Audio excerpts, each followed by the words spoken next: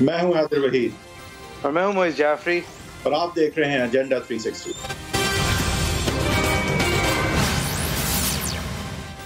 Welcome to agenda 360। आज का show शुरू करेंगे हम एक बहुत तशवीशनाक और बहुत ज़्यादा डिस्टर्बिंग वाक़े के हवाले से बात करते हुए। लाहौर के अंदर एक खातून अपने बच्चों के साथ लाहौर से सियालकोट की मोटरवे के रास्ते पे थी कि जहां उनकी गाड़ी फ्यूल ख़त्म होने की वजह से रुक गई। तो जिसके बाद उनकी गाड़ी पर दो अफराद ने, उनके बयान के मुताबिक दो अफराद ने हमला किया, शीशे उसके तोड़े, उसके अंदर से उनको निकाला, उनके बच्चों को निकाला और फिर उसके बाद उनकी मदद को कोई ना आ पाया या नहीं आने की वजह से, या फिर उनको ले जाके एक रिमोट लोकेशन में नियर द मोटरवे खातून के साथ इज्तिमाई ज़्यादती का वाक़या हुआ। इस सब कुछ के ऊपर ये इंसिडेंट इतना हौलनाक, और इस इंसिडेंट के ऊपर ही कमेंट्री अभी गर्म थी। लोग जो हैं वो अपने एहसासात का इजहार कर रहे थे, अपनी तशवीश का इजहार कर रहे थे, लॉ एंड ऑर्डर की कमी कमज़ोरी का इजहार कर रहे थे, जो कि इसके अंदर CCPO लाहौर साहब ने एंटर हुए, जो कि नई तायुनाती हैं। 9 दिन उनके लगभग तायुन हुए हैं और अभी तक उनकी वजह से या उनके ऊपर शिकायत की वजह से एक IG पंजाब का फारिग हो चुका है, जिन्होंने उनके खिलाफ एक कानूनी तौर पे इंक्वायरी मांगी थी। उनके डिसिप्लिन के हवाले से, उनकी कमेंट्री के हवाले से बहरहाल इन साहब ने इस इन्वेस्टिगेशन के अंदर, जो कि पंजाब पुलिस ने और कैपिटल सिटी पुलिस ने उनके अंडर करनी थी, इस हवाले से उन्होंने इन खातून के ऊपर जो पूरा वाक़या जो उन पे गुजरा और जो इस पूरी फैमिली पे पूरा वाक़या गुजरा, इसके ऊपर कैपिटल सिटी पुलिस ऑफिसर, जो कि रियासत के सीनियर मोस्ट पुलिस ऑफिसर इस चीज़ को हैंडल कर रहे हैं, उनके क्या तासुरात थे आपको दिखाना चाहेंगे। CCPO के मुताबिक इन खातून की गलती थी कि ये रात में निकली, इन खातून की गलती थी कि इन्होंने गलत सड़क इस्तेमाल की, और इन खातून की गलती थी कि इन्होंने ये सब कुछ करते हुए पेट्रोल सही से चेक नहीं किया। इसके अलावा उन्होंने इस बयान की बजाय इसके कि इसकी माजरत करें, विक्टिम शेमिंग और ब्लेमिंग के हवाले से माजरत ख्वाह हों, उन्होंने मजीद इसको क्लैरिफाई भी किया और इसी कमेंट के अंदर आगे जाते हुए माओं और बहनों का ख्याल रखने का हवाला दिया, जैसे कि उन्हीं की गलती होती है अगर वो घर से बाहर निकले।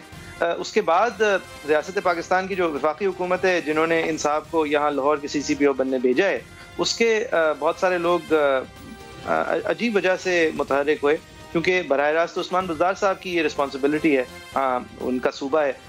लेकिन वफाक के असद उमर साहब ने इस हवाले से क्या कमेंट किया आपको दिखाना चाहेंगे। तो मियार असद उमर साहब ने ये सेट किया कि एक CCPO जो हैं, जो कि लोगों से लिएज करना उनका फ़र्ज़ है, लोगों के अंदर कॉन्फिडेंस पुलिस के हवाले से बिल्ड करना फ़र्ज़ है, वो अगर इतनी इनसेंसिटिव और कैलेस बात कर दें, अगर वो इतनी बेदर्दी से एक बात एक विक्टिम के सर पे रख दें, जो कि ऑलरेडी अपनी ज़िंदगी की सबसे मुश्किल मराइल में से गुजर रही हो, तो वो एक नामुनासिब बात है, लेकिन कानून की खिलाफ वर्जी नहीं है। हालांकि कानून की खिलाफ वर्जी का मेयार जब नहीं देखा जाता जब उनके ऊपर जो inspector general police, IG police कहते हैं कि इन्होंने मेरे हवाले से इनसबऑर्डिनेशन की है और इनके खिलाफ कानूनी कार्रवाई की जाए, तो बजाय इनके खिलाफ उस वक्त कानूनी कार्रवाई करने के IG साहब फारिग हो जाते हैं और इस बात को फिर सामने लाया जाता है कि ये IG साहब में बड़े और मसले थे।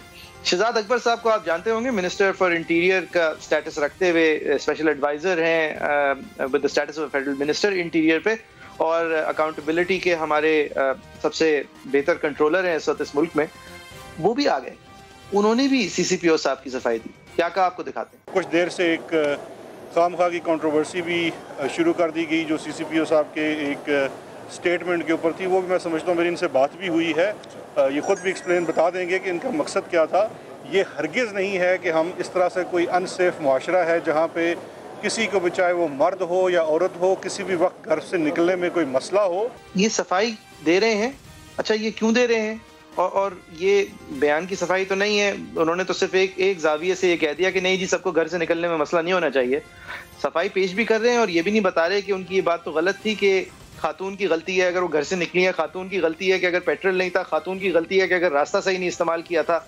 हालांकि रियासत का फेलियर है कि उनके साथ ये हुआ। शहजाद अकबर साहब ने इसका जवाब नहीं दिया बस, लेकिन बयान गलत था। अच्छा, इसके बाद जिनका बयान हम गलत समझे थे, उन्होंने एक और बयान दिया। अच्छा, अब ये सफाई पेश करते हुए उन्होंने अव्वल तो उस खातून की जो शनाख्त है, जिसको प्रोटेक्ट करना उनका फ़र्ज़ है, उसको भी एक इशारा दे दिया कि जैसे वो बैरून मुल्क एक और मुल्क में मुकीम होती हैं, उनके उनके हस्बैंड भी वहीं से हैं, जो कि गलत है। अब इसके बाद ये सफाई देते हुए ये समझाते हुए कि मेरा खातून के हवाले से उनके ऊपर उज़्र रखने का मकसद नहीं था, फिर वापस रख दिया और कहा कि ये गलती से पाकिस्तान को फ्रांस समझ बैठी थी, जहाँ पे माशरा हमसे बेहतर है। और फिर बहनों वालों बेटियों वालों वाली बात फिर से शुरू कर दी, जैसे कि बहनों और बेटियों की ही गलती होती है जब ऐसा कुछ होता है। लिहाजा ये किस तरह से हम गलत समझे थे इनकी पहली बात को उन्होंने क्लैरिफाई कर दिया। कामरान खान साहब को उस्मान बुज़दार साहब आखिरकार मिल गए। उन्होंने उनसे पूछा कि ये क्या है। बुज़दार साहब इस इंटरव्यू के लिए एक ही जवाब लेके आए थे, आप उनसे सवाल जो भी कर लें जवाब उन्होंने वही देना था। उन्होंने ये इज्तिमाई ज़्यादती के केस के हवाले से एक कमेटी बना दी थी, उन्होंने आपको ये बताना था। इसके ऊपर सीसीपीओ की कमेंट्री गलत थी, उसके ऊपर भी उनका जवाब यही था कि मैंने इस ज़्यादती के हवाले से कमेटी बना दी है। या तो सवाल नहीं सुना या सवाल का जवाब देना नहीं था। अब हम इसको दो तरह से एक्सप्लोर करने की कोशिश करेंगे। अव्वल तो मैं हैदर वहीद साहब से ऑब्वियसली उनकी भी राय इस तमाम मामले पे लेना चाहूँगा, और फिर हमने नईम अशरफ भट्ट साहब को बुलाया है, नुमाइंदा खुसूसी असमा के हमारे फ्रीक्वेंट गेस्ट हैं, और उनसे हम ये समझना चाहेंगे कि ये पुलिस वाले ही है ना, ये और किसी ये हम गलती तो नहीं कर रहे, हम गलतफहमी का शिकार तो नहीं है। ये इतना मुश्किल क्यों हो रहा है एक सीसीपीओ के हवाले से बात करना या उनको हटाना या क्लियरली एक इनकॉम्पिटेंट अफसर के बारे में एक फैसला लेना, बजाय इसके कि रियासत की वफाक जो है वो आके इनकी दफा कर रही है। I don't understand. वहीद साहब ये आपने फॉलो की है ये स्टोरी ओनली, मतलब एक के बाद एक अनबिलीवेबल कमेंट और इनसेंसिटिव कमेंट हमारे पावर के अंदर मर्द हजरात की तरफ से अनफॉर्चुनेटली, लेकिन पावर के अंदर लोगों से सामने आई है। लेकिन सबसे पहले तो असद उमर साहब की बात जो है वो ना सिर्फ के गलत है बल्कि सुनने में मुझे बहुत तकलीफ हुई, क्योंकि वो एक सुलझे हुए पढ़े लिखे आदमी हैं। वो कहते हैं कि यहाँ कानून की खिलाफ वर्जी क्या है। वो कहते हैं कि एक पुलिस ऑफिसर, वो भी एक सीसीपीओ के फंक्शंस में ये चीज़ लिहाजा हम समझें कि शामिल नहीं है कि वो जहाँ पे अपनी जिम्मेदारी हो, जहाँ पे अपनी बात, अपनी एडमिनिस्ट्रेशन और अपनी लॉ इन्फोर्समेंट की बात करनी हो, वहाँ पे विक्टिम को शेम करके और विक्टिम को कसूरवार ठहरवा के बरी और जिम्मा होने की जब बात करे, वो भी एक ऐसे सेंसिटिव जंक्चर पे, जबकि इस तरह का हाइएनस क्राइम जो कि जिसने आउटरेज किया है पूरे मुल्क को, उस वक्त इस तरह का बयान सीसीपीओ दे, तो उसके जो कॉन्डक्ट के और एथिक्स के जो लवाजमात हैं, जो गाइडलाइंस हैं, क्या असद उमर साहब कह रहे हैं कि ये उनकी खिलाफ वर्जी नहीं है? क्या वो पाबंद नहीं है कि जहाँ पे बात आती है उनकी लॉ इन्फोर्समेंट की, तो वो बरी और जिम्मा होने की कोशिश इस तरह से करें कि वो विक्टिम को, और वो भी victim of such a heinous crime को, जिसने पूरे मुल्क को तहश में और आउटरेज में ले आई है, उसको ऐसे जंक्चर पे जब अभी जख्म जो है वो बिल्कुल भरा तो दूर की बात है, फ्रेश से भी ज्यादा फ्रेश है, बिकॉज मेंटल डीलिंग जो है वो तो उसके बाद शुरू होती है। वहां पे असद उमर साहब के लेवल के आदमी का ये कहना इज जस्ट अस्टॉनिशिंग। दूसरा देखें मोइज जाफरी साहब, कुछ ऐसी चीजें होती हैं, ये पहली दफा नहीं है कि इतना दर्दनाक वाकया हुआ है शायद, लेकिन कुछ ऐसे वाकयात होते हैं जो फिर इमेजिनेशन को फाइनली कैच करके वो सारे ज्यादतियां जो पहले हुई थी और आइंदा अल्लाह ना करे होनी है, उसके हवाले से अटेंशन मुतवज्जे पूरे कौम को और मीडिया को कर देते हैं। जिस तरह ब्लैक लाइव्स मैटर में हमने एक ऐसा इंसिडेंट देखा जो कि पहले अमेरिका में कई अरसे से हो रहा है, अरसे दराज से हो रहा है और उसके बाद से भी हो रहा है, लेकिन एक वोट ट्रिगरिंग पॉइंट बना। मुझे उम्मीद है कि खवातीन के तहफ़्फ़ुज़, खवातीन के राइट्स और इंसानी हुकूक के हवाले से और लॉ इन्फोर्समेंट और लॉ इन्फोर्सर्स के बिहेवियर के हवाले से ये एक वाटरशेड मोमेंट होना चाहिए। ये एक मेरे ख्याल से एक ऐसा मोमेंट होना चाहिए जिसके बाद इस कौम को बदलने की तरफ जाना चाहिए, और जिस गवर्नमेंट ने तब्दीली लानी थी उसके ही मेल एडमिनिस्ट्रेशन की वजह से अगर तब्दीली आ जाए तो भी हम बड़े खुशकिस्मत होंगे। और तीसरी बात, इससे पहले कि हम अपने गेस्ट के पास जा सकें, जाफरी साहब क्या आपने ये बात टच की, और मैं भी यही पूछूंगा कि ऐसा सीसीपीओ जो इस तरह की बात कर सकता है, इस तरह से बरी जमा होने के लिए विक्टिम शेमिंग कर सकता है, एक आउटरेजस कॉम को और ज्यादा आउटरेज कर सकता है, आप मुझे बताएं कि उसको हटाने के रास्ते में क्या चीज सामने हो सकती है? बड़ा आसान है ना सियासी हुकूमत के लिए, सीसीपीओ को बदलना कोई बात है? 6 आईजी आप बदल चुके हैं पंजाब के, लेकिन इनको नहीं बदल। सही है, क्यों? ये जरा क्यों? क्या हम ये फिर समझें कि इनसे कोई ऐसे काम ले? क्या हम ये समझें कि नहीं, काम लेने रहने देना, ये पूछते हैं पहले। बट साहब 6 आईजी जहाँ शफल हो सकते हैं कार्ड की डेक की तरह, वहाँ इन पे क्या है इन सीसीपीओ के पास? सर कोई पहले दिन से कंट्रोवर्शियल हैं, आईबी की रिपोर्ट उनके हवाले से लीक हो रही है, अजीब-ओ-गरीब उसमें बातें हैं, खुद पीटीआई ने उनको सुपरसीड किया है, उस रिपोर्ट में अजीब-ओ-गरीब सी बातें हैं, क्लियरली एक लेस देन स्टेलर अफसर का रिकॉर्ड है, जा ही नहीं, मतलब जाने का तो सवाल आप छोड़ दें, सब दिफा कर रहे हैं उनका। ये क्या है, ये पुलिस वाले ही है ना सर? ये पुलिस वाले ही हैं, यही तो बात है। पुलिस वाले, पंजाब पुलिस के अमूमन जो हैं वो सिर्फ पुलिस वाले नहीं होते। असल में इसका जवाब जो आपने पहले 2-3 क्लिप्स चलाए हैं उसमें बड़ा क्लियर दे रहे हैं हुकूमत के लोग। आप थोड़ा सा याद करें कि पिछली कैबिनेट जो फेडरल कैबिनेट थी उसमें जो मीटिंग थी तो वो हमने रिपोर्ट किया तो फैसल वाडा जो हैं उन्होंने बात की और कहा कि ये जो वाक़या हुआ है नैब में पेशी का, मरीम नवाज़ जब पेश होना था उन्होंने और पथराव वगैरह, तो लगता ये है कि पंजाब हुकूमत जो है ना ये कोई सबको राज़ी कर रही है और इन्होंने कोई एक्शन नहीं लिया और ये इसको होना चाहिए, यानी ये कैबिनेट फेडरल कैबिनेट में बात हो रही है। उसी चीज़ को लेकर यानी ये तय हो रहा था कि कोई शायद वो एक्शन सही नहीं हो रहा मुस्लिम लीग नून के ख़िलाफ़ या इस तरह की बातें। फिर हम देखते हैं कि कुछ ही दिनों बाद इस बात के कुछ ही दिनों बाद तबादला हो जाता है CCPO का और ये आ जाते हैं। अच्छा, अब इसमें जो बात आप कह रहे हैं जो असद उमर साहब की कि उन्होंने बात ही की है, स्टेटमेंट दिया कानून की, इसमें भी आप देखें कि बात करने से ही IG साहब को जाना पड़ा है कि CCPO जिसको उन्होंने तस्लीम किया मुख्तलिफ अपने बीपर्स में कि उन्होंने वाकई आते अपनी मीटिंग्स में IG के हवाले से ऐसी बातें की जो कि IG साहब तक पहुंची और फिर उन्होंने इस पर कहा कि ये तो chain of command discipline force है ना, तो ये तो मामला ख़राब हो जाएंगे। और वो जाके प्राइम मिनिस्टर को उन्होंने बताया, बाद में CM को बताया कि ये इस तरह, तो ज़ाहिर है उन्होंने एक पोजीशन ली कि अगर ये रहेंगे तो फिर मैं नहीं, वो फिर उनको जाना पड़ा।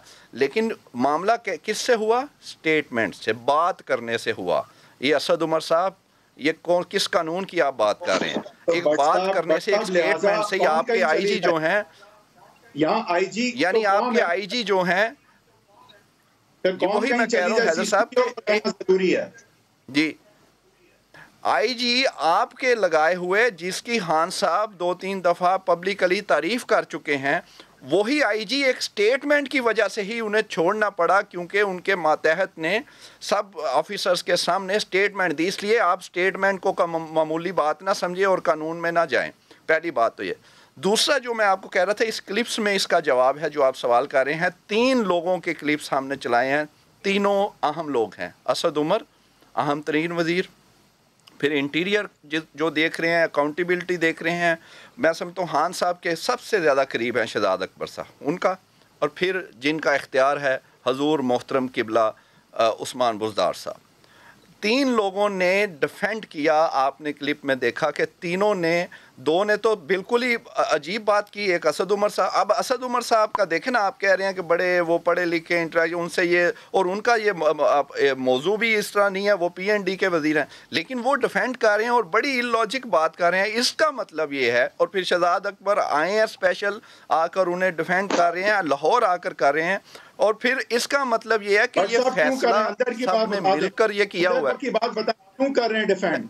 अंदर की बात बताएं, डिफेंड क्यों कर रहे हैं? समझ नहीं आती, लॉजिकल नहीं है। जी मैं उधर ही जा रहा हूं कि ये सब जब डिफेंड कर रहे हैं और बुज़दार साहब को बार बार पूछा जा रहा है कि आप बताएं, कोई एक फिक्रा यही बोल दें कि मैं उनसे पूछूंगा, वो नहीं बोल रहे, तो ये एज ए गवर्नमेंट सब ने मिलकर, ये आम CCPO नहीं है, इनसे उन्होंने काम लेना है बड़ा, जो कि मैं आपको बताया है कि पिछली फेडरल कैबिनेट में वफाकी वज़रा ने कहा कि पंजाब हुकूमत लगता है कि सबको राजी कर रही है। अनोखे तो नहीं होंगे ना जो काम देने को तैयार होंगे? मतलब ऐसे बहुत सारे पुलिस वाले होंगे, तो ये पुलिस के बुज़दार क्यों बन गए हैं? मतलब इनको हटाना नामुमकिन क्यों हो गया है?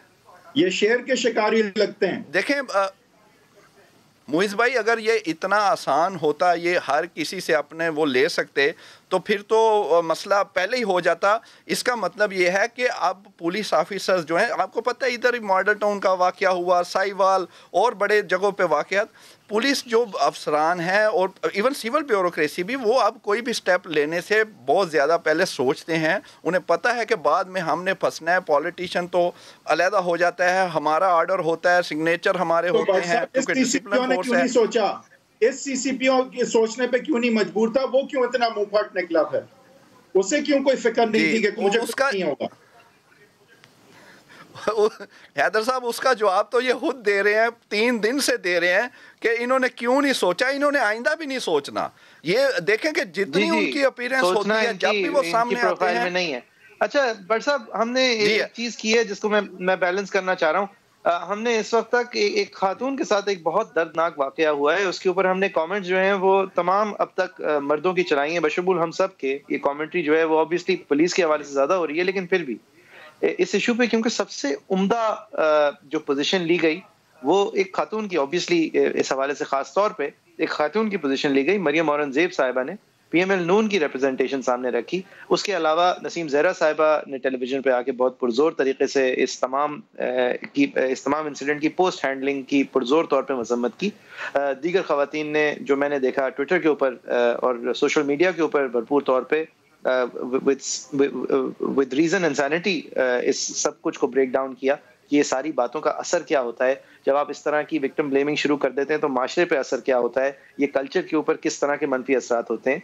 मरियम औरंगजेब साहिबा ने लेकिन जो एक पार्टी लाइन सामने रखी वो आपको दिखाना चाहेंगे। एक उस माँ की बात हो रही है जिस पे मैं समझती हूँ कि सियासत करना जुल्म होगा। सीसीपीओ जो कि चीफ लाहौर पुलिस होता है, वो कहता है मैं हैरान हूँ कि औरत जब रात को 3 बच्चों के साथ बाहर निकली तो वो जीटी रोड पर क्यों नहीं गई, वो मोटरवे पर क्यों गई। खातून की गाड़ी में पेट्रोल क्यों खत्म हो गया, ये वो है जो रियासत का बयान दे रहा है। वो हैरान इस बात पर नहीं है कि एक औरत दुहाई देती रही और उसका कोई पूछने वाला वहाँ पहुँच नहीं सका। सीसीपी लाहौर का बयान उन मुजरिमों को इनकरेज कर रहा है और उसके ऊपर जुल्म की इंतहा कि वजीर आजम पाकिस्तान खामोश है, वजीर आला पंजाब खामोश है। जब इस तरह के लाडलों को दिफा रियासत करेगी, वजीर आजम पाकिस्तान करेगा, वजीर आला करेगा, तो नताइज के लिए इसी किस्म की हैरानगी करनी पड़ेगी। पाकिस्तान की 11 करोड़ बेटियां ये मुतालबा करती हैं कि इस सीसीपीओ को नौकरी से निकाला जाए।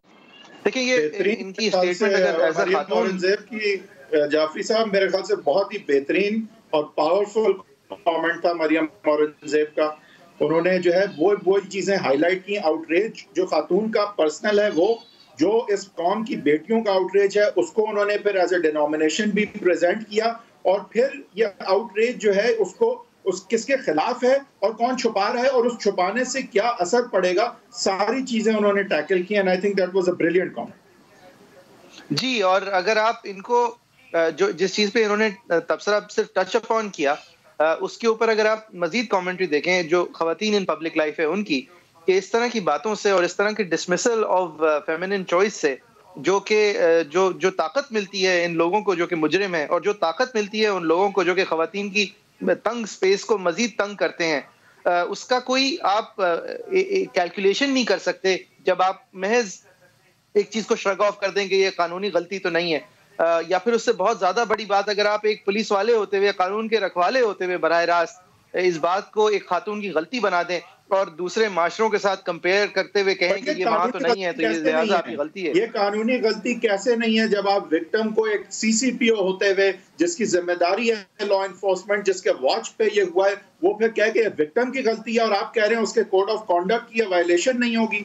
आपके ख्याल से क्या जो गाइडलाइन बनी है बिल्कुल एड्रेस करेगा लोगों को, पुलिस के डिपार्टमेंट बिल्कुल ये असद उमर साहब की तरफ से मतलब पास ही कर देते हैं सवाल को, मेरे ख्याल से नहीं है तो मुझे नहीं पता क्या है खिलाफ वर्जी पर। जी बिल्कुल ठीक है। बट साहब ये आप बता रहे थे कि ये एक प्लान के मुताबिक इंसाफ को यही रहना है। आप देखें ना, प्लान ये खुद बता रहे हैं, खुद एक्सपोज कर रहे हैं कि एक साहब को इस्लामाबाद से आकर उन्हें डिफेंड करना पड़ा, एक उधर हैं जिनका कोई इतना रेलिवेंट भी नहीं है वो उधर कर रहे हैं, और फिर इधर जिन्होंने करना है वो उनके बारे में कोई वो बात ही नहीं कर रहे। इसका मतलब वो आपको पता ही है कि बुज़दार साहब जो हैं वो किस तरह उनको वो आर्डर होते हैं, प्राइम मिनिस्टर चला रहे हैं सारा मामला, तो वो तो उनके बगैर एक ही उनमें खूबी है जो हुकूमत या पीटीआई के लिए है, वो ये है कि जो खान साहब कहते हैं वो वही करते हैं। इसलिए लेकिन उसका ज़ाहिर है सफ़र पूरा सूबा कर रहा है और इस तरह के मामला सामने आते हैं। अब आप इस केस को देख लें कि पुलिस का और हजूर ये CCPO साहब आज तो वैसे कहीं नज़र नहीं आ रहे, अभी विज़िट भी कोई टीम ने किया है जाए वकूआ का, तो वहाँ भी नहीं थे आज, बल्कि सारा दिन वो नज़र नहीं आए। इसका मतलब ये है कि थोड़ा सा उन्हें ये ज़रूर कहा गया कि हजूर मोहतरम आप जब बोलते हैं वो काम ख़राब हो जाता है, हम एक्सपोज हो रहे हैं। आप देखें कि पुलिस जो है, क्योंकि आदतें कोई और पड़ी हुई हैं, तो जो असल काम तफ्तीश उनका है वो सारा मलबा डाल देते हैं जाकर फोरेंसिक एजेंसी पर। आप ये देखें कि ज़ैनब केस था, 1000 से ज़ायद DNA कर दिए और वो हर घर में वो शुरू हो गए, क्योंकि तफ्तीश जब मेहनत होती है तो आप तो फिर 2, 4, 5, 10, 50 तक लोगों को आइडेंटिफाई करते हैं मेहनत से, और फिर आप उनको कहते हैं कि इनको हमने कर लिया, अब आप कंफर्म कर दे DNA से। लेकिन यहाँ पर भी वही शुरू हो गया कि अब हर घर में वो जो 2-3 गांव हैं, अब पता नहीं वो उस गांव के है थे नहीं है, कहाँ होंगे, अब वो हर घर में वो वही काम शुरू हो जाएगा और वो लंबा प्रोसेस भी है। लेकिन वो DNA, अब पुलिस जो उनका काम है वो तो ये है कि वो इन चीज़ों पे वो बाद में आए कंफर्मेशन के लिए, पहले खुद वो तलाश करेंगे चीज़ें, वो ढूंढेंगे। अब ये काम जो है इस पर CCPO साहब या उनकी टीम कोई बात आज भी कोई नहीं, बट साहब ये ऑनगोइंग इन्वेस्टिगेशन के अंदर तो हमें कमेंट नहीं करनी चाहिए कि वो किस एफिशिएंसी से चल रही है।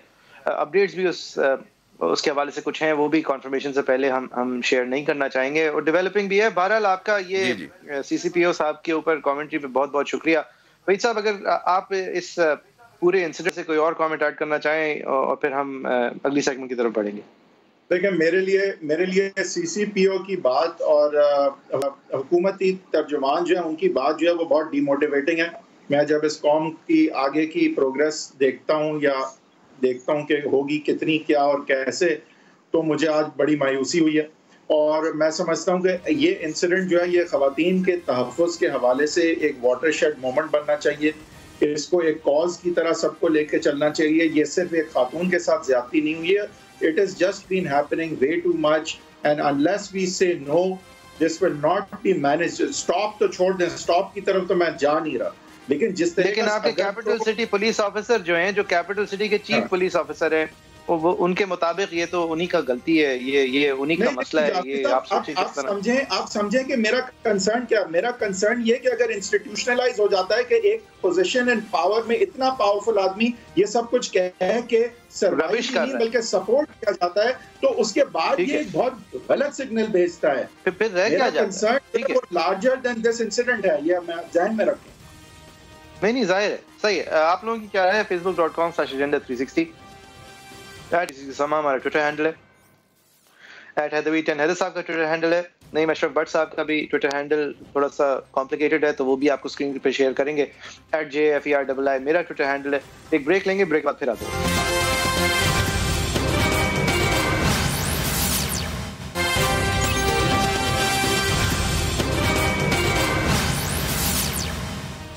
Welcome back from the break. अब हम बात करेंगे नवाज शरीफ साहब के अपीयरेंस, उनकी अब्सकॉन्डेंस या आगे जाके उनकी अपीलें हैं जिनका फैसला होना है। अल अजीजिया केस और एवनफील्ड केस के रेफरेंसेस के हवाले से जो कन्विक्शन थी उनकी, वो इस्लामाबाद हाई कोर्ट में उसकी अपील्स पेंडिंग है, क्योंकि वो खुद पेश नहीं हुए सबसे पहले। और अभी जो इशू बना हुआ है वो यही है कि उनकी गैर मौजूदगी में क्या ये आगे अपील्स चल सकती हैं, क्या अगर वो किसी और केस में प्रोक्लेम्ड ऑफेंडर हैं, यानी कि वो उन्होंने इज्तनाब किया है किसी और कोर्ट को भी सरेंडर करने से, तो क्या वो वजह बननी चाहिए कि उनकी बातें इस्लामाबाद हाई कोर्ट में इन केसेस में भी एंटरटेन ना की जाएं? क्या फिर ये ऐसा ही है कि अगर वो नहीं पेश होते तो उनके मेडिकल रिकॉर्ड्स और बाकी चीज़ों को भी क्या नहीं देखा जा सकता, या फिर मेडिकल रिकॉर्ड्स को देख के फिर ये फैसला किया जाए कि क्या वो सरेंडर उन्हें करना चाहिए या नहीं? मंगल के रोज जो है, और ये सारी बातें हैं जिनका कि शायद फैसला इस्लामाबाद हाई कोर्ट करने जा रही है। यहाँ पे जो एक बहुत इम्पोर्टेंट बात है वो यही है कि जो मेडिकल रिकॉर्ड्स इस वक्त जमा कराए गए हैं वो जाहिर है कि एक्सपर्ट डॉक्टर्स के हैं, उनके डॉक्टर्स के हैं, जिन्होंने ओपिनियन बहुत क्लियरली ये दिया है कि वो इस वक्त पाकिस्तान के कोर्ट्स में आके सरेंडर नहीं कर सकते। तो जबकि मेडिकल एक्सपर्ट्स जो हैं वो कोई ओपिनियन देते हैं तो माँ सिवा इस वजह के कि वो डॉक्टर्स जो हैं वो कॉम्पिटेंट ना हो, डॉक्टर ही ना हो, जिस तरह से उनसे ओपिनियन मांगा गया हो, जिस वजह से उस तरह के डॉक्टर ना हो, तो आप जो है उनकी रिपोर्ट को रद्द कर सकते हैं।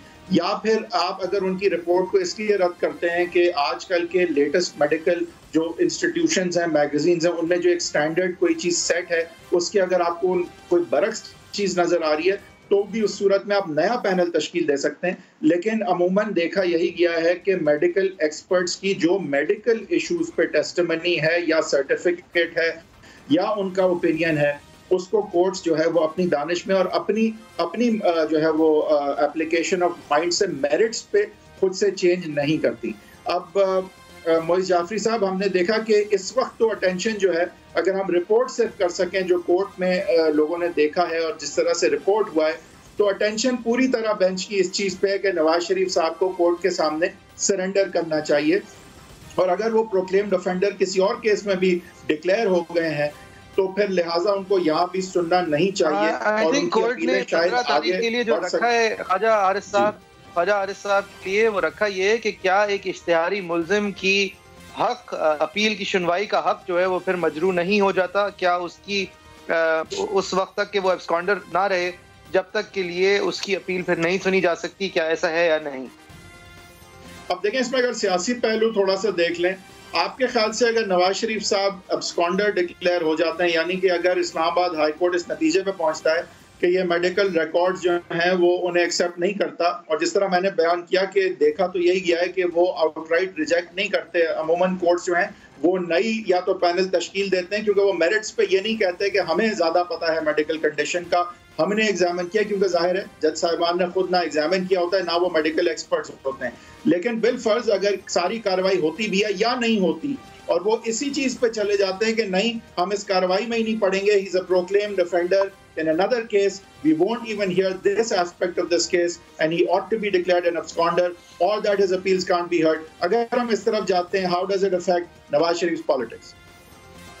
देखिए, नवाज शरीफ साहब यहाँ तक पहुंचे कैसे, ये भी एक सियासी क्वेश्चन है जिसको मेरे ख्याल से हमें थोड़ा सा एनालाइज करना चाहिए। पहले इमरान खान साहब की पीटीआई ने एक बुनियादी तौर पे, जिसको अब वो गलती कहते हैं, एक बुनियादी तौर पे एक अबाउट टर्न करनी पड़ी थी कि जब उन्होंने फैसला किया था कि नवाज शरीफ साहब दर हकीकत बीमार हैं, जब उनको मुल्क से जाना था। उस अबाउट टर्न को उन्होंने बहुत जल्दी फिर से ठीक कर दिया और वापस वही वाली पीटीआई सामने आ गई कि हम इनके एसी काटेंगे, इनको वापस जेल में डालेंगे। जैसे ही नवाज शरीफ साहब जो है, उनके इमेजेस आए सामने कि वो चहल पहल कर रहे हैं, जबकि उनकी रिपोर्ट्स जो थी वो बहुत संजीदा थी। अब ये बात इस वक्त कतई नज़र इस बात से कि ऐसा हो सकता है कि आपकी रिपोर्ट संजीदा हो और आप चहल कदमी फिर भी कर रहे हो सकते हो या आपके लिए रेकमेंडेड हो।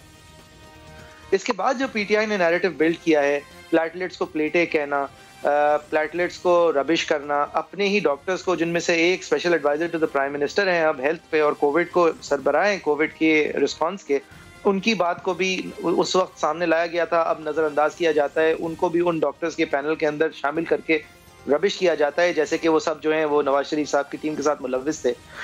तमाम वो इंडिपेंडेंट डॉक्टर्स जिनकी उस वक्त एसर्टेशन थी कि ये बीमार हैं, जिसके ऊपर हुकूमत ने रिलाई करके उनको भेजा था, आज उसको इस हद तक रबिश कर दिया गया है कि कोर्ट के अंदर ये सवाल उठता है कि जी वो अस्पताल में है या नहीं।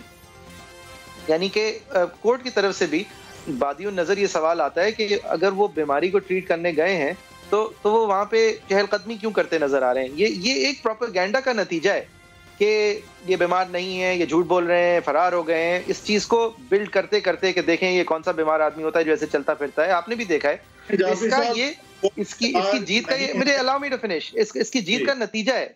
लेकिन अब देखें इस बात को फिर उनको सामने रखना है कि ये बीमार न सिर्फ एक बहुत सीरियस, बहुत सारे अमराज के अंदर मुब्तला हैं, इनको एक दिल का ऑपरेशन होना है, जिससे पहले सबसे पहले होना है, जिसके बाद उनके तमाम अमराज की ठीक से ट्रीटमेंट होनी है। वो दिल का ऑपरेशन इसलिए नहीं हो पा रहा है, इसलिए कोविड के अंदर अभी ये समझा जा रहा है कि कोरोना वायरस की रिस्क ज़्यादा है और इस ऑपरेशन की ज़रूरत कम है। बहरहाल डॉक्टर्स चाहते हैं कि वो उनके स्कोप ऑफ कंसल्टेशन में रहें, यानी वहीं रहें, उनके अद्वियात वहीं मॉनिटर हों और जल्द आज जल्द उनका वो ऑपरेशन हो सके, जिसके बाद उनकी अद्वियात फिर से ठीक की जाएं और फिर वो वापस आ सकते हैं।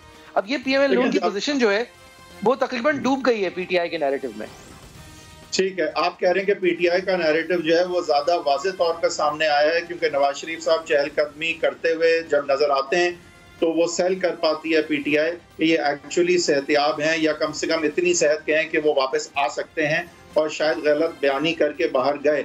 लेकिन देखें, ठीक है, मैं ये नहीं कह रहा कि इसलिए सेल कर पाती है, ये आप सही कह रहे हैं, सॉरी कता कलामी की, आप सही कह रहे हैं, ये इस वजह से सेल कर पाती है, लेकिन वो सेल करने में कामयाब इसलिए होती है, इसलिए पीएमएल नून की तरफ से इस हवाले से चुप रहते हैं वो रेलेवेंट और की लोग जिनको बार बार इस पे बोल के इसकी तरदीद करनी चाहिए, बशमूल मरियम नवाज के, बशमूल पीएमएल नून के सीनियर लोगों के। देखिए, इसमें नवाज शरीफ साहब के बात बिल्कुल ठीक है कि नवाज शरीफ साहब की चहलकदमी और जो तस्वीर आती थी उस पर बहुत वाज़ेह स्टैंड नून ने नहीं लिया कि एक हार्ट पेशेंट जब चहलकदमी करता है तो वो तो उसके इलाज का एक ट्रीटमेंट का एक हिस्सा होता है, और बहुत सारी ऐसी चीजें हैं जो कि शायद वो कह सकते थे और वो नैरेटिव उस तरह से सामने नहीं ला सके, which is I think regrettable as far as the PMLN is concerned. But मेरा कंसर्न थोड़ा सा डिफरेंट है जाफरी साहब, as a lawyer and as a someone who likes to think logically, कि देखें, हम मेडिकल एक्सपर्ट ना पीटीआई है, ना आप है, ना मैं हूं। अब वो चहलकदमी उनका महज करना या अस्पताल में उनका दाखिल महज ना होना लाजमन ये कुछ भी नहीं दिखाता कि उनकी अंदरूनी तौर पे सेहत क्या है, कि वो किन अमराज से जो है वो दो चार हैं और उनकी सिचुएशन और कंडीशन क्या है, और पाकिस्तान ट्रैवल करने के हवाले से वो कितनी जो है असरअंदाज है। ये वो चीज़ें हैं जो मेडिकल एक्सपर्ट्स ही बेस्ट बता सकते हैं। अब अगर तो मेडिकल एक्सपर्ट्स मोटिवेटेड हैं, अगर तो कोई शक है उनकी क्रेडिबिलिटी पे, तो कोई और पैनल बना के ये पता किया जाए। लेकिन जब हम मीडिया में बैठ के, चाहे पीटीआई हो, चाहे मैं हूं, चाहे आप हो, हम जब ये खुद से उनकी चहलकदमी देख के या उनकी कॉफी शॉप पे बैठ के कॉफी पीने को देख के ये कहते हैं कि वो है सेहतियाब या नहीं है, तो मेरे ख्याल से ये नाजायज इसलिए है क्योंकि we are not experts to determine his medical condition. Medical condition जो है वो डॉक्टरों ने बतानी है, तयशुदा। लेकिन ये तकल्लुफ जब पूरी वफाकी हुकूमत करने से कासिर है, ये कहा है हुकूमत को कि आपको जो तरीका कार दर्ज था जिससे आप पाबंद थे, आपने उनकी मेडिकल कंडीशन वेरीफाई कराई या नहीं कराई, लेकिन जहां देने से आज तक कासिर है। जहां हुकूमत को ये तकल्लुफ नहीं है कि वो वाकई में डॉक्टर्स नहीं है और वो बार बार तवातुर से ये कमेंट करने को अपने आप को अहल समझते हैं कि वो बीमार नहीं है और ये सब ड्रामा था और हम बेवकूफ बनाए गए और अब हमें बड़ा दुख है। यहाँ पे एक बात है, तो वहाँ पर पीएमएल नून का नैरेटिव भी सामने आना चाहिए। बोलने की बारी आपकी है, लेकिन आपने एक बात ऐसी कर दी जिससे मुझे एक और चीज याद आती है जाफरी साहब। आज दूसरी एनिवर्सरी है कुलसूम नवाज साहिबा की डेथ की, और आपको याद होगा कि 2 साल पहले जब बातें हो रही थी उनके वेंटिलेटर पे होने की या बहुत जो है वो क्रिटिकल कंडीशन की, तो यही नैरेटिव उस वक्त लिया जा रहा था कि वो असल में बीमार नहीं है। लोग अंदर घुस के देख रहे थे कि क्या बीमार है भी या नहीं, क्या उसको जवाब बनाया जा रहा है उनके मजीद। नहीं, बड़े बड़े लोग जी, मैं I don't want to name them, but बड़े बड़े लोग इस बात पे शक कर रहे थे कि वो उसका क्योंकि नाम में क्लिनिक है लिहाजा वो अस्पताल ही नहीं है, लिहाजा वहाँ पे बीमार लोग हो ही नहीं सकते। मतलब रिग्रेटेबल एक ओवरऑल सिचुएशन थी और सब डॉक्टर बनने को सियासत की वजह से तैयार हो गए थे, और उसके बाद जिस तरह से आज हमें पता है 2 साल गुजर गए अब कि कुलसूम नवाज साहिबा की जो एक ट्रैजिक डेथ फिर हो गई, और इस सराउंडिंग में डेथ हुई कि जब ना मरियम नवाज उनके साथ थी, ना नवाज शरीफ उनके साथ थे, बल्कि जेल में थे। उस पस मंजर में जब उनकी डेथ हुई तो उसके बैकड्रॉप में यही कुछ लोग थे जो कहते थे कि वो तो बीमार है ही नहीं। तो हमें बड़ा केयरफुल रहना चाहिए यहाँ पे कि जब हम एक्सपर्ट नहीं हैं, जब हमें पूरी तरह कंक्लूसिवली ये पता नहीं है, तो हम कम से कम, ठीक है पीटीआई पुश करे कि आप वेरीफाई करें, आप पहुंचे घर तक के सच क्या है। नहीं, लेकिन वो पुश तो नहीं कर रही ना, क्योंकि वफाकी हुकूमत को जो डायरेक्शंस हैं उस ऑर्डर में कि आप अपनी एम्बेसी के थ्रू इस बात का तयन करें कि वो बीमार है दर हकीकत या नहीं, वो तो एक दफा भी हुआ तो आधा हुआ। तो वो करे ना जो करना चाहिए कि भाई अगर वो समझते हैं कि यहाँ पे गलत बयानी की जा रही है तो चोर के घर तक पहुंचे। बिल्कुल ठीक। और जब वो तरीकाकार फॉलो करके वहां घर तक नहीं पहुंचते तो फिर हम क्या समझेंगे कि आप सच की तलाश में या सियासत की तलाश में। सही है। अब नवाज शरीफ साहब की सियासत पे अगर अब आ जाए, हमारे शो में अब चंद ही मिनट रह गए हैं। नवाज शरीफ साहब की सियासत इस हवाले से कहाँ जाएगी? मेरे ख्याल में ये हम पहले भी बात कर चुके हैं लेकिन नवाज शरीफ साहब अगर वाकई में सियासत करना चाहते हैं तो और अगर अदालत 15 तारीख को ये फैसला करती है कि वो एब्सकॉन्डर हैं और उनकी अपील सुनी जा सकती है, नहीं जा सकती, I think Islamabad high court है, इसके सामने उन्हें पेश होना चाहिए। ठीक है, अब जाफरी साहब बात यह है कि पेश तो उन्हें होना चाहिए, और अगर लेकिन इस बात का तयन पहले हो जाए कि वो पेश मेडिकली हो भी सकते हैं नहीं तो बेहतर नहीं होगा। बहरहाल अगेन ये वो चीज़ें जिसकी हम कंक्लूसिवली बात नहीं करेंगे। आपका एक पॉइंट ऑफ व्यू है, मैं समझता हूं कि उनकी हेल्थ कंडीशन पहले मालूम कर ली जाए कि वो पेश हो भी सकते हैं या नहीं, और अगर हो सकते हैं तो लाजमी उन्हें होना चाहिए क्योंकि कोर्ट ने कहा है। लेकिन कोर्ट जो है वो भी आप देखेगी कि क्या वो पेश हो भी सकते हैं या नहीं। अब जहां तक बात आ जाती है कि उस पे सियासत पे क्या असर पड़ेगा, तो इस पे बहुत क्लियर मौक़िफ़ है पीएमएल नून का कि जहां तक सियासी कुर्बानियों की बात है तो नवाज शरीफ साहब अपने करियर के लिए काफी अब कुर्बानियां दे चुके हैं, और अब ये बाकी पार्टी की बारी है।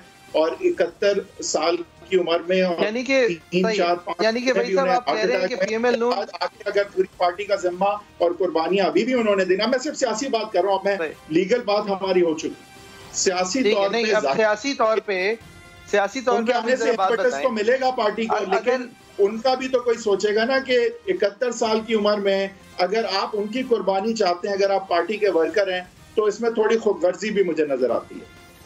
सही है ये लेकिन एक बात बताएं, अगर पीएमएल नून इस वक्त हथियार डाल दे, क्योंकि इस वक्त नवाज शरीफ साहब को आने की जरूरत नहीं है और व्हाटएवर या जो भी और जो भी बातें करे और वो एक धीमी आंच पे करे और वो मीडियम वेल कुक करती जाए अपने आप को, तो जो एक बहुत क्रिटिकल अमल है, सेनेट इलेक्शंस अगली मार्च में आ रहे हैं, अगर उस वक्त तक एटमॉस्फेयर और प्रेशर नहीं बढ़ा पाए वो, तो फिर for the 2 years after that, तो फिर तो इन लोगों को चुप रहने के अलावा कोई और तरीका नहीं होगा इनके पास आगे। मेरे ख्याल से ये भी देखें, it is time to innovate for them. अब एपीसी को जो है लंदन से भी तो एड्रेस किया जा सकता है। एपीसी में जो है मरियम नवाज भी तो जा सकती है। कहाँ रही है एपीसी, होस्ट कौन कर रहा है एपीसी? आप नाम लें और शहबाज शरीफ साहब जो है उनको आप क्या बात कर रहे हैं? कौन सी एपीसी? उस एपीसी का मौजू क्या है? वो एपीसी करेगा कौन? एपीसी लाहौर एयरपोर्ट पे हो रही है और शहबाज शरीफ साहब जा रहे हैं, आप ये कह रहे हैं? नहीं, मकसद ये कि वो हो क्यों रही है, उसके अंदर वो हो कब रही है, वो हो क्यों रही है, किस मौजू पे सब साथ बैठने जा रहे हैं, अभी तक बैठे क्यों नहीं है, इतना मसला क्यों है, इतना मसला क्यों है सरबराही का? मैं बताता हूँ क्या इशू किया अभी। देखें, पीएमएल नून जो है ना, it has to get its house in order. Nawaz Sharif साहब खुद नहीं आ सकते तो वो फैसला करें, या तो पार्टी या मरियम नवाज को दें, या फिर कोई ऐसा कंक्लूसिव फैसला करें कि ये हम आवाज होके पार्टी, अब वो 2 अप्रोचेस और 2 मौक़िफ़ और 2 नैरेटिव की बात खत्म होने का टाइम आ गया है। नवाज शरीफ साहब को चाहिए, ठीक है वो नहीं आ सकते, बहुत कुर्बानी वो दे चुके हैं, I accept that, but he needs to take the big decisions now. अगर वो खुद उस तरह की चीज नहीं कर सकते तो वो हैंड ओवर करें पार्टी मरियम नवाज को, और वो फिर जो है लीडर बन के सामने आए, या फिर उनका फैसला है वो शहबाज शरीफ को दे दे, जिसको भी दें। आई थिंक अब नवाज शरीफ साहब को चाहिए, ये उनका फैसला है कि नहीं भाई साहब देखिए, अगर ये उनका फैसला है कि अभी हम आवाज होकर आगे बढ़ सके, और ये ज़हन में रहे कि अगर ये उनका फैसला है होते हैं जी, अगर ये उनका फैसला है कि अभी एक्टिविज्म का वक्त नहीं है, तो फिर फितरी अमल तो ये है कि वो अपनी सियासत इस वक्त शहबाज शरीफ साहब के हाथ करें, क्योंकि वो तो लिविंग एम्बॉडीमेंट है कि ये सर दीवार पे मारने के मुतरादिफ हरकतें हैं। जी आप वापस लाइन पे आए, रोड्स बनाए, ब्रिज बनाए, मेहनत को इज्जत दो टाइप नारा लगाएं, ये कहाँ वोट को इज्जत देने के पीछे पड़ गए। आप अच्छी बात कर रहे हैं, लेकिन एक बैलेंस जरूरी है, क्योंकि देखें आपने भी ये कहा और मैं एग्री करता हूँ कि ओपन फील्ड भी बहुत ज्यादा देर देना इस वक्त मुनासिब नहीं है।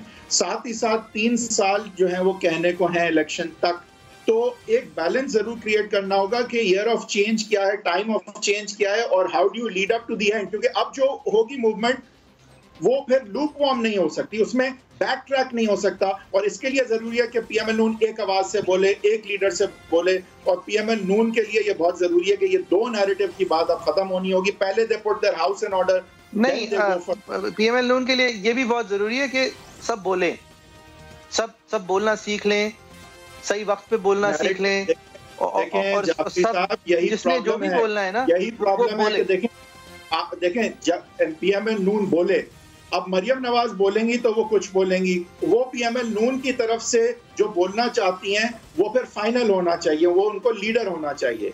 और ये नहीं होना चाहिए कि वो ये उसके लिए उनको बोलना चाहिए, 4 बंदे कोई और उससे कॉन्ट्रडिक्टरी बात करें। ये चॉइस आपका नहीं है, ये चॉइस फिर बाद में जाके आपका होता है। पहले तो आप बोलते हैं ना, शहबाज शरीफ साहब उनको आउट रैंक करते हैं उनकी पार्टी में, लिहाजा ये there is only one leader in PMLN. They call it the PMLN for a reason, Jafri Saab. N is not silent, N is not redundant, N has to make a decision.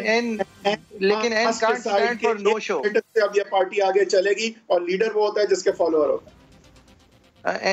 N से no show भी spell होता है, तो इस वक्त तक PML no show ही है, और वो अगर नो शो रही सेनेट के इलेक्शंस तक, तो उसके बाद देखें नैरेटिव पीएमएल नून का एक उसके बाद जितना भी आप कर लें, it will be go slow until the elections. बहरहाल आप लोगों की क्या राय है? facebook.com/agenda360 @agenda360 समा हमारा ट्विटर हैंडल है, @heatherwheat10 हैदर साहब का ट्विटर हैंडल है, JFERII मेरा ट्विटर हैंडल है। मेरा मौक़िफ़ वहीद साहब को आपने पुरज़ोर तरीके से सुना। मेरा मौक़िफ़ ये है कि अगर नज़रियाती सियासत करनी है और अगर बड़ी बड़ी बातें करनी है और वोट को इज्जत दिलानी है, तो वो अलार्म लगा के एक वक्त का तयन करके उस वक्त तक सोने के बाद उठने के बाद फैसला नहीं होता, फिर वो करनी पड़ती है।